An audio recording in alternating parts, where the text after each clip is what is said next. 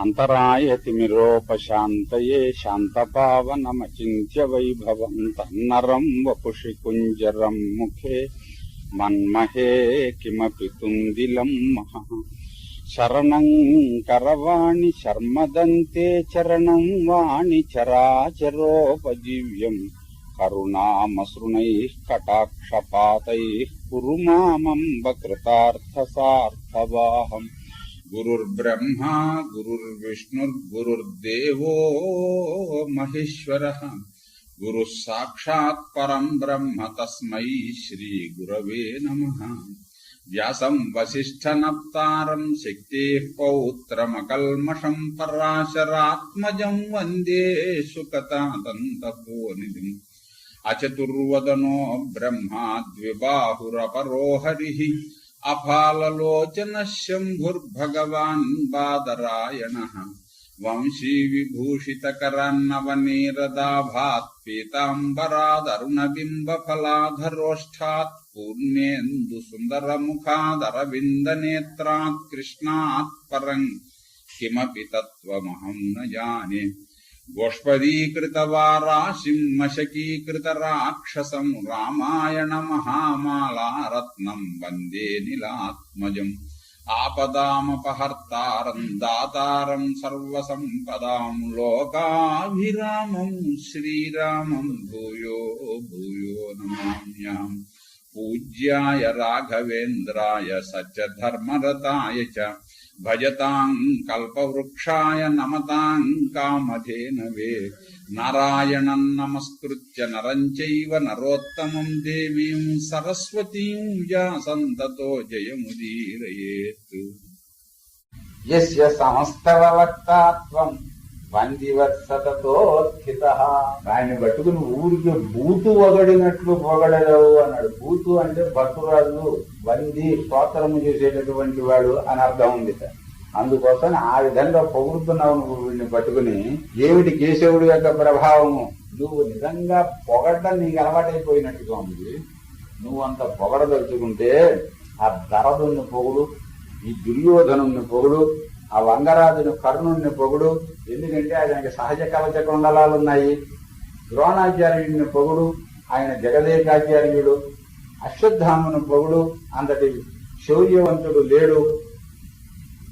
ఇలాగా ఆ ద్రుమ మహారాజుని పొగుడు. జయద్రథుణ్ణి పొగడరాదు, వాడు మంచి కృతాస్త్రుడు.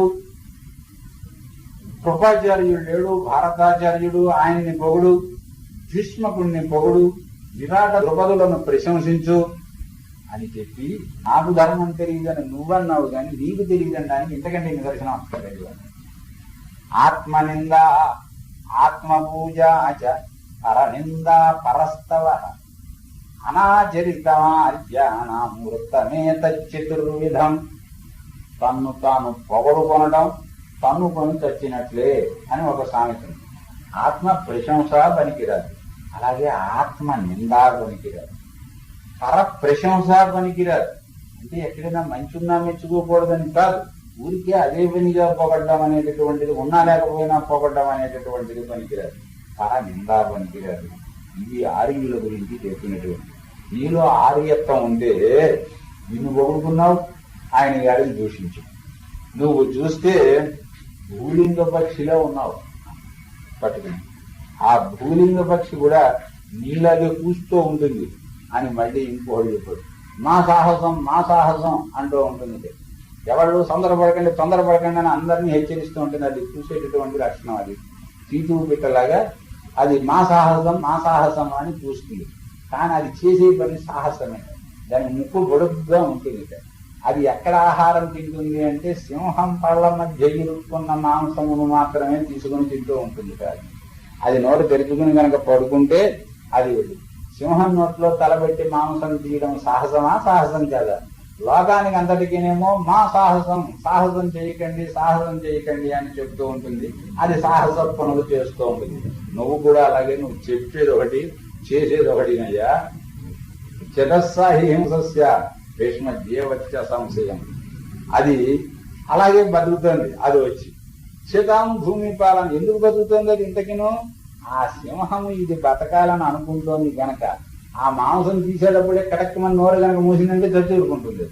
అలాగే నువ్వు ఏం మాట్లాడినా ఫోన్లే పాపం అని మహారాజులు అందరూ నిన్ను క్షమిస్తున్నారు కనుక నువ్వు బతికున్నావు. లేకపోతే వీడు తలుచుకుంటే నువ్వు ఉండేవాడవా అంటే సహదేవుడు చేసిన పని భీష్ముడు కూడా చేశాడు. క్షతాంకిరనామాహం జీవామ్యేషాం మహీక్షితాం సోహన్న గణయామ్యేతాన్ తృణేనాపి నరాకిరాన్ అన్నట్ట భీష్ముడికి అప్పటి కోపం వచ్చింది. వీళ్ళందరూ ఊరుకున్నారు కనుక నేను బతికున్నాను, వీళ్ళకి గడ్డి వరగదోడు సమానం, లేదని అంతకంటే ఎక్కువగా నేనేం లక్ష్య పెట్టను. కాదంటే రమ్మని ఎవడొస్తాడో వాడిని ఎత్తి మీద కాలు పెడతాను అని సహదేవుడిలాగే పాదం ఎత్తేట భీష్ముడు అన్నాడప్పటికీ సంచుకృషుడు రూప ఒక్కసారి హాహాకారాలు చేశారు. అందరూ కూడా అరిచారట వాడు. కొంతమందికి భీష్ముడంటే భీష్ముడేనండి అని కేసి జహర్షుడే అన్నాడు. కొంతమందికి హర్షమైంది, కొంతమంది జగర్షిదే అన్నాడు. భీష్ముడిని పట్టుకుని నిందించాడు. ఎన్నేళ్ళు వచ్చే వీడికి అంత పెద్దడైతే మాత్రం ఏంటి అవేం మాటలు ఊరుకోకూడదా అని చెప్పని ఇలా కొంతమంది నిందించారు. కొంతమంది ఏమో భీష్ము పాప అవరిక్త వృద్ధశ్చ నాయం భీష్మర్హతి క్షమ వీడికి భావిస్తున్నాడు. మంచి గర్వపోతు వీడికి వచ్చిన నీళ్ళు ఎవరికి వచ్చేది, వీడిని ఊరుకోవడానికి వీల్లేదు అన్నారట కొందరు. హన్యదాంబురమతి చంపండి వీడిని పట్టుకుని అని కొంతమంది అడిచారు. పశువుని చంపినట్టుగా చంపండి అని కొందరు అన్నారు. ఇలా పోగుపడుతూ ఉంటే అప్పుడు భీష్ముడు ఉక్తస్యోక్తస్య నేహాంతమహం సముపలక్షయే ఎత్తు వక్ష్యామి తత్సర్వం శృణుధ్వం వసుధాధిప చెబుతూ ఉంటే దీనికి అంతు కనిపించడం లేదు. మాటకి మాట తెగులు అన్నట్టుగా ఒకడో మాట అంటే ఇంకొకడో మాట మీ ఇష్టం వచ్చినట్టుగా మాట్లాడుతున్నారు.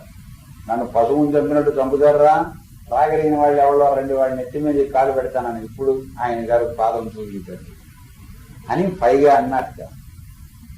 ఏష తిష్టది గోవింద పూజిత అస్మాభిరచ్యుత సహదేవుడు అన్నమాట మళ్ళీ అన్నాడు. మేము కావాలని ఈ గోవిందుడిని పూజించాము.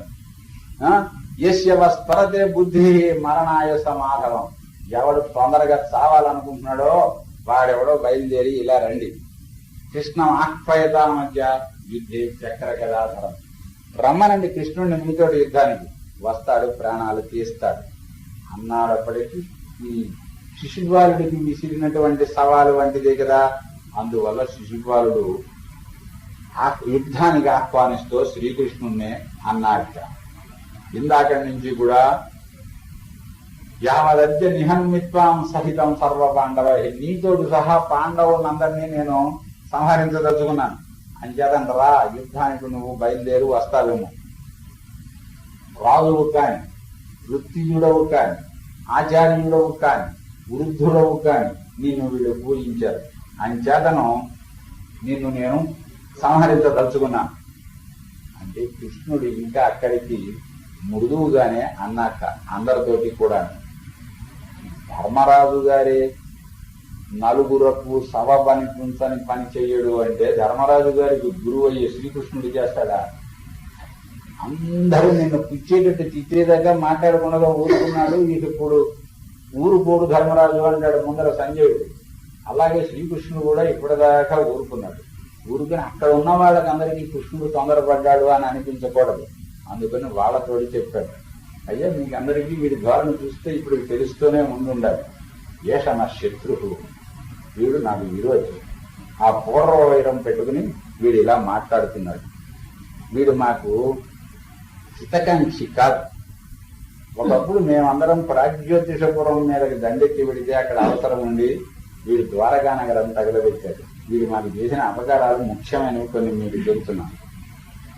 భోజవంశమునకు చెందినటువంటి మా రాజుగారు రైవతక పర్వతం మీద క్రీడిస్తూ ఉంటే విహరిస్తూ ఉన్న సమయంలో ఆయన ప్రమత్తుడుగా వ్యామరపాటుగా ఉండడం చూచి అక్కడ హత్వా వధ్వాజ తాన్ సర్వాన్ ఉపాయాత్ స్వదురంతో ఆయన్ని సంహరించి ఆ కాంతలందరినీ కూడా ఏమో ఎత్తుకుని తీసుకుని పోయాడు వీడు.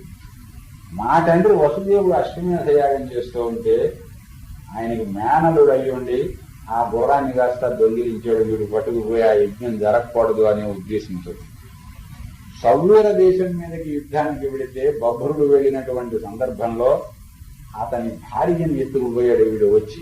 ఇవన్నీ కూడా ఒక్కొక్కటి ఒక్కొక్క పెద్ద కావ్యం దగ్గర కాగలిగినటువంటి కథలు. మరి ఇటువంటి వాడు మాయతోటి భద్ర అనేటటువంటి ఆమెను మేనమామ గారి భార్యనే ఎత్తుకుపోయాడు వీడు. ఆయన గారి కోసం ఉద్దేశించినటువంటి ఆమె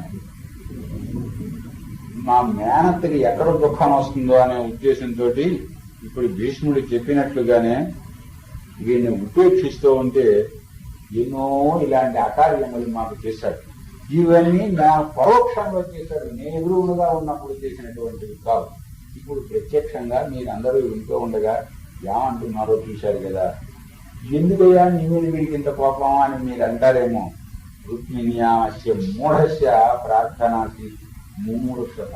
వీడు మూర్ఖుడు, రుక్మిణిని పెళ్లి చేసుకుందాం అనుకున్నాడు, అదేమో నన్ను చేసుకుందాం అనుకుంది, నేను ఆమెను చేసుకుందాం అనుకున్నాను. వీడు ముమూఢత, వీడికి చావబోదిన వాడు కనుక వీడు తెలిసి కూడా రుక్మిణిని తానే చేసుకుందాము అని అనుకున్నాడు. మాకిద్దరికి ఇష్టమైన కారణంగా నేను ఆమెను చేసుకున్నాను. అప్పటి నుంచి నా మీద వీడేమో ఇంత కక్ష కట్టాడు.